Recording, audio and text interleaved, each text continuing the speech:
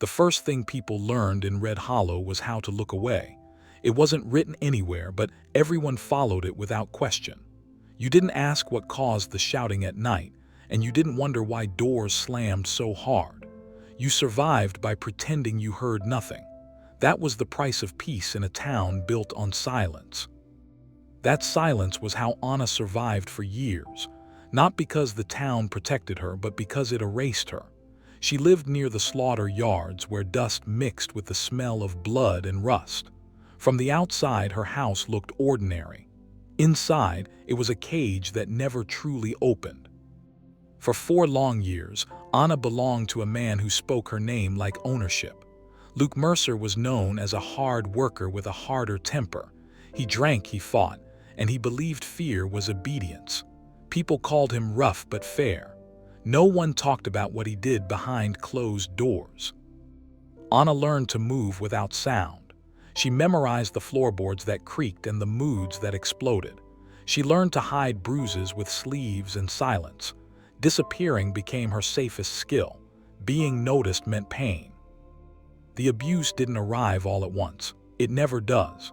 It began with control masked as care, then anger excused as stress. Apologies followed fists, and promises followed blood. By the time she understood the trap, freedom was only a memory. Red Hollow knew more than it admitted.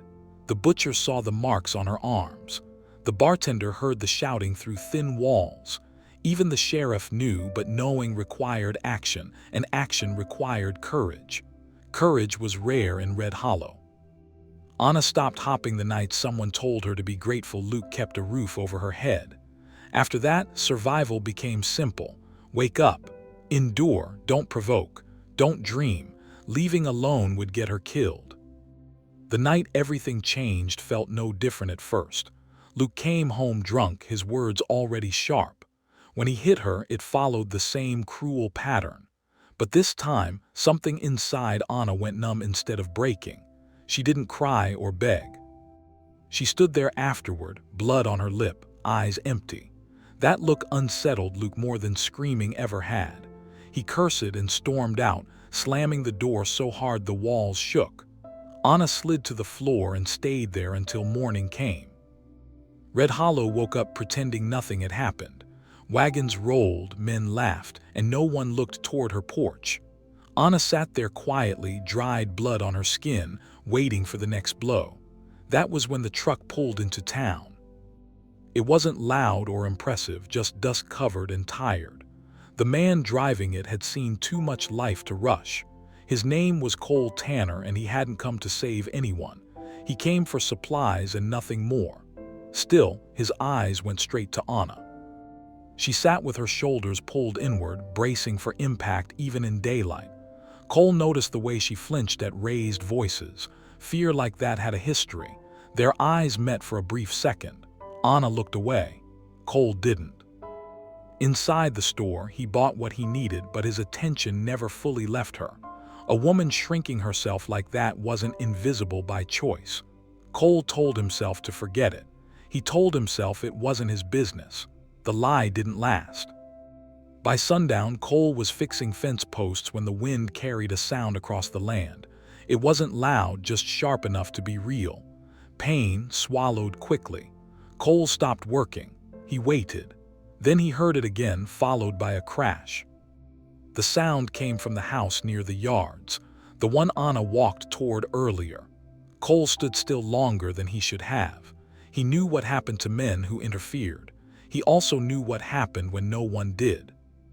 When he reached the house, the lights were still on. A man's voice, slurred with anger, echoed inside. Something broke against the wall. Cole knocked once. The noise stopped immediately.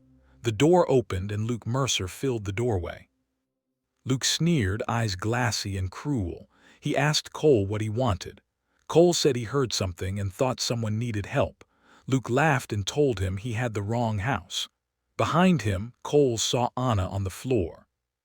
Her cheek was swollen, blood at her mouth. She wasn't crying.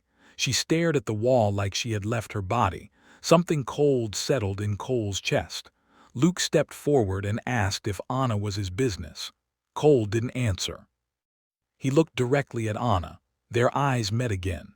This time she didn't look away. There was fear there, but also permission. Cole turned back to Luke and told him it was over. Luke laughed and swung first.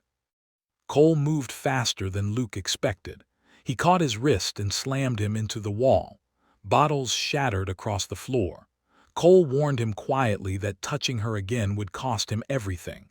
Luke froze, recognizing certainty when he heard it. Cole shoved him back and told him to get out. Luke hesitated, then stumbled into the night, rage cracking behind fear. The house fell silent. Anna didn't move. Cole asked if she could stand.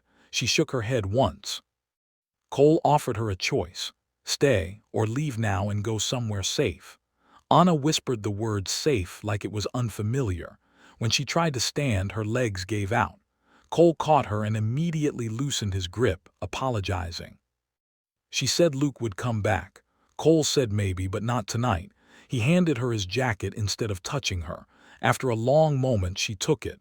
They left without looking back. Red Hollow stayed silent. The road stretched empty under moonlight. Anna sat stiff in the passenger seat, hands clenched. Cole didn't ask questions. Silence did its work.